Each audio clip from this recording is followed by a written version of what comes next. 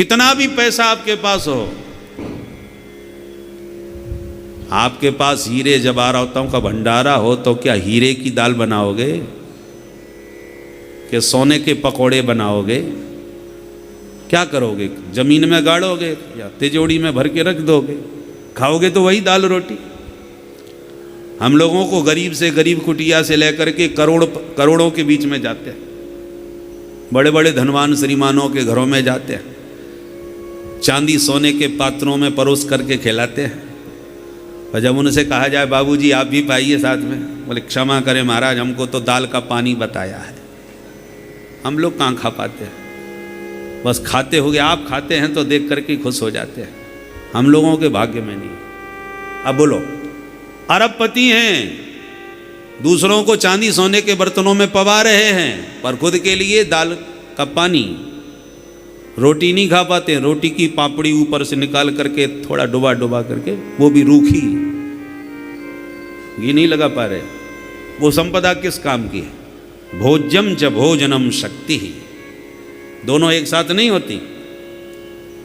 किसी के पास चने हैं तो दांत नहीं है, बेदांती है, खा ही नहीं पा रहे।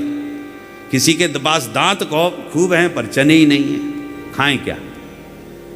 यही हालत है संसार की।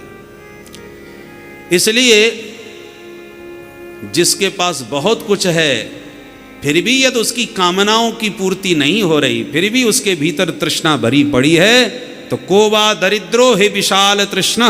भगवान शंकराचार्य जी प्रश्नोत्तरी में कहते हैं कि दरिद्री कौन है? बोले जिसके भीतर तृष्णा बढ़ी हुई है। तृष्णा जिसके भीतर छाई हुई है वो महादरिद्री है। कितना भी पा जाए जिंदगी भर रोता ही रहेगा, गिड़गिड़ाता ही रहेगा, कायर ही रहेगा। तो जीवन दरिद्रता का स्वभाव प्रकृति बन गई। सब कुछ होने पर भी लोग दरिद्री रहते हैं। माल खूब है पर किसी को पता न चल जाए तो फटे कपड़े पहनेंगे, जानबूझ के भिखारी बने डोलेंगे। वो व्यक्ति जीवन भर दरिद्र ही रहेगा। प्रहलाद जी से भगवान साक्षात कह रहे हैं कि बेटा मांग लो। ईश्वर कहता है कि मांगो, और प्रहलाद जी हाथ जोड़ के कहते हैं महाराज मैं कोई व्यापारी नहीं हूं, कुछ नहीं चाहिए। और जब भगवान ने पूछा करके मांगने से घबराते क्यों हो, क्यों नहीं मांगते? तो प्रहलाद जी ने एक बात बहुत जोरदार कही, हे पुंडरीकाक्ष प्रभु, व्यक्ति के जीवन से, मन से यदि कामनाएं मिट जाएं, कोई इच्छा उसके भीतर न रह जाए, तो भगवत्वाय कल्पते, वो साक्षात आपका स्वरूप बन जाएगा। वो साक्षात भगवत स्वरूप हो जाता है जिसके भीतर कोई कामना नहीं रह जाती। भगवत कल्प। आयुर्वेद में कल्प होते हैं, कायाकल्प।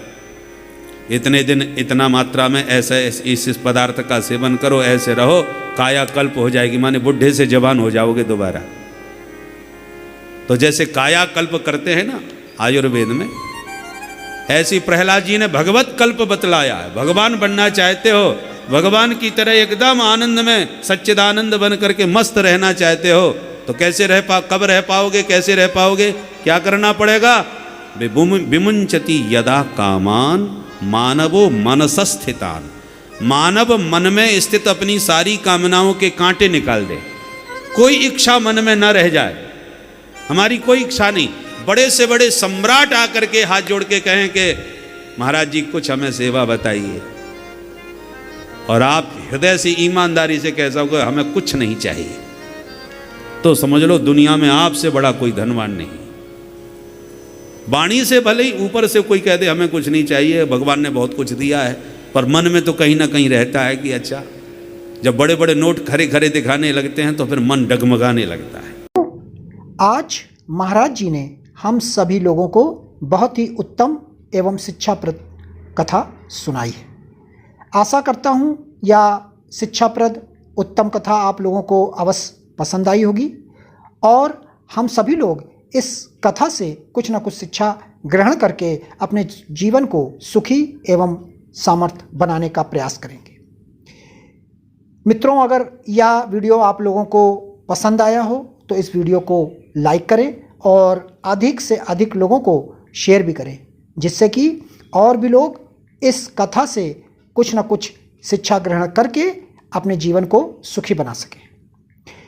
मित्रों, अगर अभी तक आप लोगों ने हमारे चैनल को सब्सक्राइब नहीं किया है तो तुरंत सब्सक्राइब कर लें, जिससे आने वाले शिक्षाप्रद महाराज जी के वीडियोस आपको समय पर प्राप्त हो सकें और आप उसे सुनकर अपने जीवन को सुखी बना सकें। तो कल फिर किसी ना किसी शिक्षाप्रद महाराज जी के वीडियोस के साथ आप लोगों के समक्ष प्रस्तुत होंगे। तब तक के लिए राम राम।